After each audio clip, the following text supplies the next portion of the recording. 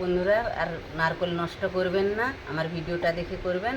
আর আমার এই ভিডিওটা কোকোনাট পাউডার তৈরির ভিডিওটা আপনাদের ভালো লাগলে আমাকে লাইক করবেন, শেয়ার করবেন, কমেন্ট করবেন, সাবস্ক্রাইব করবেন। বন্ধুদের সঙ্গে বেশি বেশি করে শেয়ার করে দেবেন। রাধে রাধে।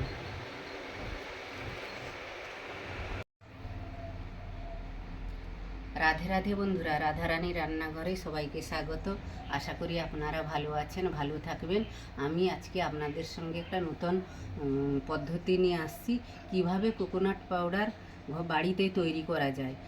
বাড়িতে এই যে শুকনো নারকেল, বাড়িতে কিছু নারকেল কিনা থাকলে দেখা গেল কিছু দিনের পর জল শুকিয়ে গেছে, আমরা কি করি সেই নারকেলটা ফেলে দিই। আমরা না ফেলে যদি আমরা সেই নারকেলটাকে আমরা এই উপরের ছালটা, এই যে ছালটা আমি তুলে নিয়েছি খানিকটা, এই যে উপরের কালো ছালটা তুলে দিয়েছি, এরকম আমি সব কয়টা নারকেলের কালো ছাল তুলে দেব।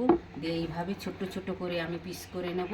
দিয়ে আমি মিক্সি বোলের সাহায্যে পেস্ট করে পাউডার করে আমি রোদ খাইয়ে রেখে দেবো।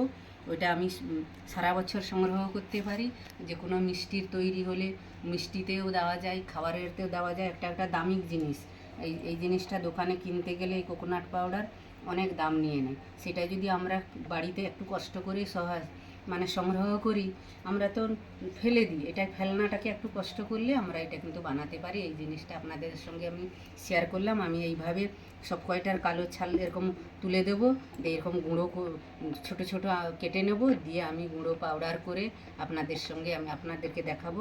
দেখতে থাকুন আমার ভিডিওটা, আমি কিভাবে কোকোনাট পাউডার তৈরি করছি, কি দিয়ে। ওইটা আমাকে ফলো করুন, আমার ভিডিওটাকে ফলো করুন, আমার সঙ্গে থাকুন।